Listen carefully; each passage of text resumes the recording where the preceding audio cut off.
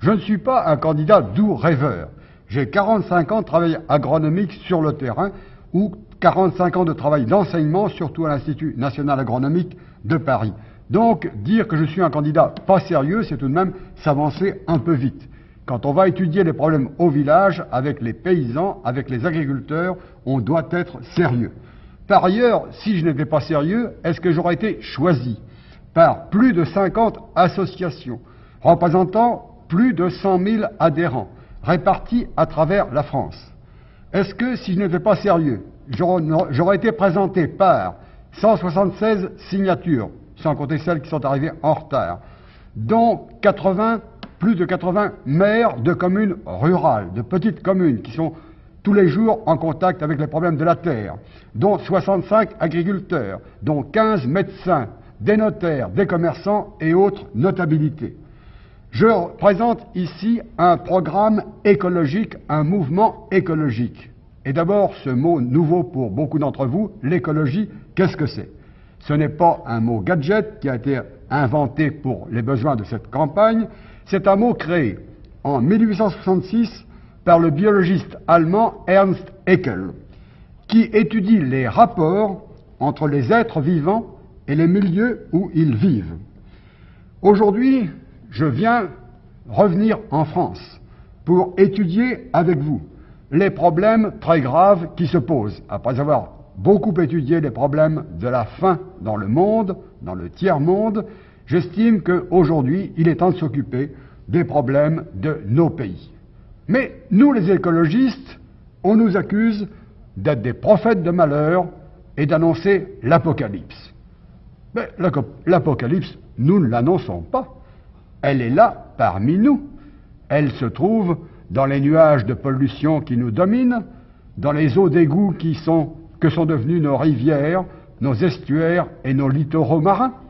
On espérait tirer de ces eaux de la mer des ressources importantes. On pensait que ce serait le grenier de l'humanité de demain, ces eaux, ces estuaires, ces plateaux continentaux.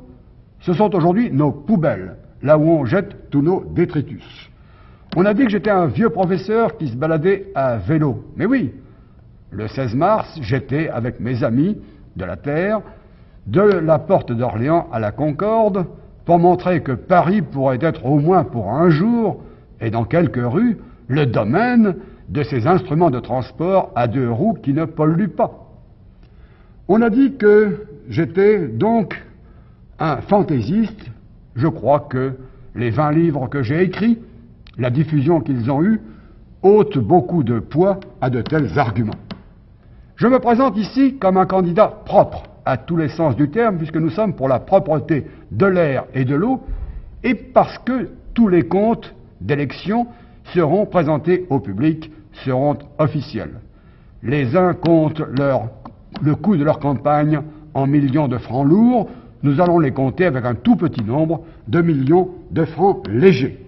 Candidat propre qui respecte les murs, qui sait que le papier est rare, comme l'énergie, et qui par conséquent ne va pas couvrir nos murs d'affiches, et vous ne verrez pas ma tête sur les murs de nos villes, d'abord parce que nous n'avons pas d'argent, ensuite parce que je n'ai pas envie de voir ma tête sur tous les murs de la ville. À quoi ça sert? Quel argument ça apporte de montrer sa binette sur tous les murs de la ville? C'est une grossière plaisanterie. Un candidat pauvre, je vous l'ai dit. C'est pour cela que nous sommes amarrés au port de l'Alma, à côté du pont de l'Alma, sur un bateau-mouche qui a été gracieusement mis à notre disposition par un ami de l'environnement qui s'inquiète notamment de voir Notre-Dame assaillie par les autos à cause d'un projet de voie express rive gauche. Nous serons les seuls à parler d'un projet global d'avenir, les seuls à regarder en face les menaces de notre expansion illimitée. Le pillage du tiers-monde amène un gaspillage inouï de nos matières premières. La France consommait 5 millions de tonnes de pétrole en 1939. La France consommait 120 millions de tonnes de pétrole en 1973. Une telle expansion illimitée ne peut pas se poursuivre. Ceux qui vous disent le contraire sont des inconscients ou des menteurs. nous n'aurons plus les moyens d'acheter de telles quantités. Notre économie, que l'on dit de plus en plus indépendante depuis 30 ans, depuis 15 ans surtout, notre économie depuis 15 ans est de plus en plus dépendante. La France a perdu son indépendance économique puisque toute son économie dépend d'une forme d'énergie importée qui va devenir de plus en plus coûteuse. Ces matières premières que le tiers-monde nous fournissait presque gratuitement, c'était le pillage du tiers-monde, pillage de matières premières sous-payées, ce qui nous permettait de gaspiller ces matières premières d'une façon inconsidérée. Alors il va falloir cesser ces problèmes de pillage, cesser ces formes de gaspillage qui aboutissent à des choses invraisemblables. Aux États-Unis sont rejetés chaque année 48 milliards de boîtes de conserve vides, 65 milliards d'emballages en métal et en plastique.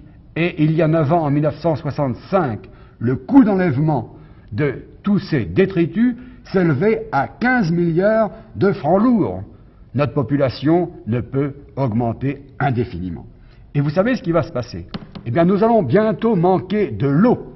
Et c'est pourquoi je bois devant vous un verre d'eau précieuse, puisque avant la fin du siècle, si nous continuons un tel débordement, elle manquera. À lundi, je vous dis au revoir et j'espère vous revoir pour vous expliquer notre projet global d'avenir. Merci mes amis.